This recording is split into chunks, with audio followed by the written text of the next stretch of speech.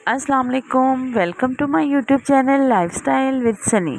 आज मैं बनाने जा रही हूँ बहुत ही मज़ेदार वेजिटेबल यखनी पुलाव। तो चलिए हम इसकी यूनिक सी रेसिपी स्टार्ट करते हैं। सबसे पहले मैंने यहाँ पर एक बड़ी प्लेट जो है उसमें मैंने ये शिमला मिर्च बिल्कुल बारीक सी चौकोर काट ली है। इस तरह से कुछ देखें, ये तकरीबन 7 से 8 शिमला मिर्ची थी। मैंने काफ़ी क्वांटिटी में काटी है।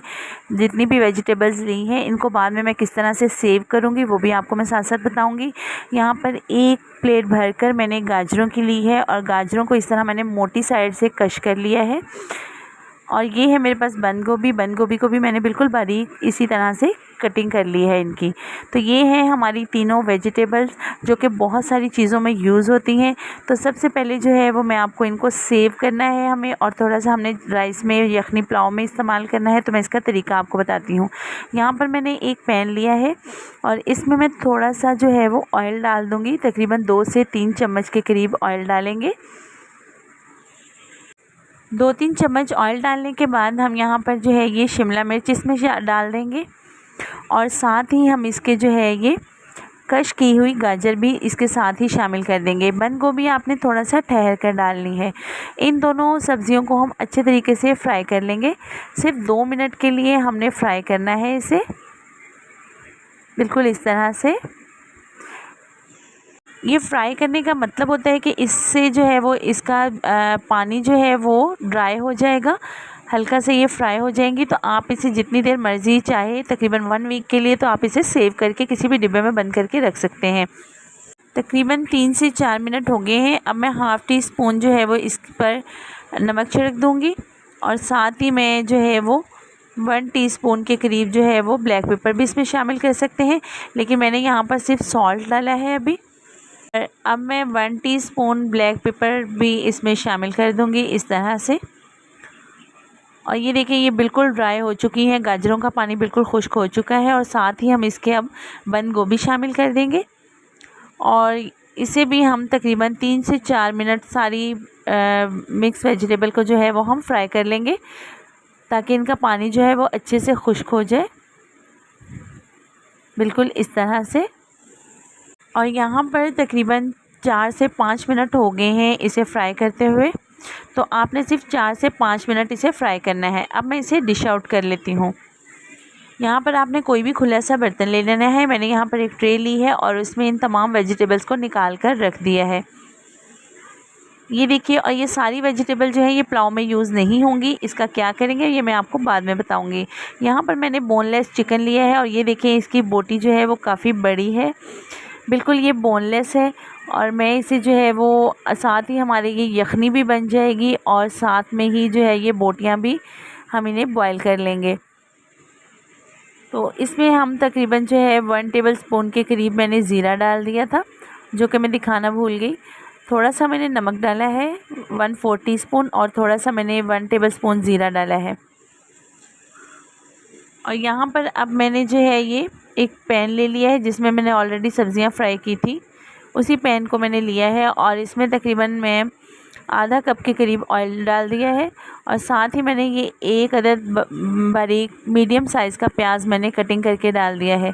इसे हम अच्छे से फ्राई कर लेंगे। प्याज हमारा यहाँ पर फ्राई हो रहा है, तकरीबन 3 से 4 मिनट लगे हैं। और ये देखिए प्याज हमारा इतना ब्राउन जब हो जाएगा, बस आपने ज़्यादा डार्क कलर नहीं करना। ये देखिए बहुत ही ज़बरदस्त सा हमारा प्याज जो है वो ब्राउन हो चुका है, गोल्डन ब्राउन। जब इसका कलर जो है वो इस तरह का गोल्डन ब्राउन हो जाए तो आपने इसमें 3 अदद बड़े साइज़ के मीडियम साइज़ के आपने टमाटर कटिंग करके वो शामिल कर देने हैं और इसे हम 2 से 3 मिनट के लिए अच्छे से भून लेंगे।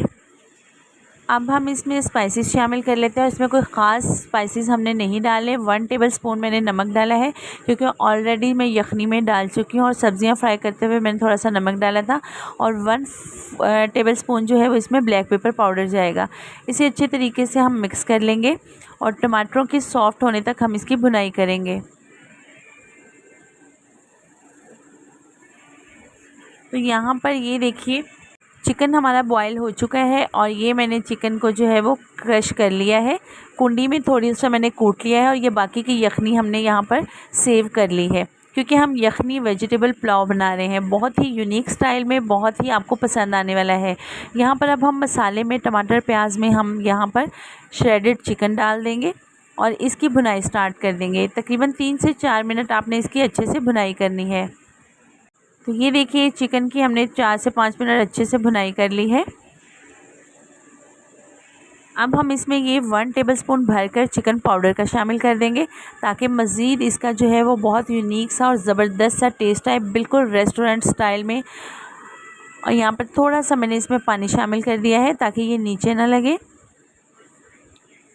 और अब हम इसमें डालेंगे ये दड़ा मिर्च। दड़ा मिर्च जो है वो मैंने 1 टेबलस्पून डाली है इसमें। और यहाँ पर हमारे पास जो है अब हम 2 टेबलस्पून जो है वो इसमें मैंने सोया सॉस के डाले हैं, 2 टेबलस्पून ही मैंने इसमें विनेगर डाला है और 2 टेबलस्पून ही हम इसमें चिली सॉस डालेंगे। तीनों सॉसेस जो हैं आपने इसमें 2 टेबलस्पून ऐड करने हैं। सोया सॉस, चिली सॉस और 2 टेबलस्पून विनेगर यहाँ पर शामिल करने के बाद हम 3 से 4 मिनट के लिए इसे पकने देंगे। 2 टेबलस्पून हम यहाँ पर चीनी के शुगर के ऐड करेंगे, इसका बहुत ही यूनिक सा मज़ेदार सा टेस्ट बनाने के लिए। आप देखिएगा कि आपने ऐसा चिकन वेजिटेबल यखनी पुलाव कभी नहीं खाया होगा। बहुत सी जगहों पे आप लोगों ने इस तरह ट्राई किया होगा, लेकिन मेरी रेसिपी ट्राई कीजिएगा, सब पूछते रह जाएंगे कि आपने ये रेसिपी कहाँ से ली है। तो अब इस टाइम पर आकर हम इसमें यखनी शामिल कर देंगे।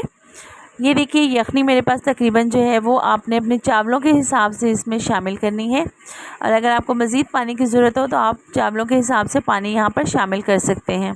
तो मैंने यहाँ पर जो है वो तकरीबन 1 किलो के करीब चावल लिए थे और उन्हें मैंने तकरीबन आधा घंटा पहले भिगो कर रख दिया था। ये बहुत सॉफ्ट हो चुके हैं और ये तकरीबन आपने चावल बनाना स्टार्ट करने से पहले आधा घंटा पहले भिगो कर रख देने हैं।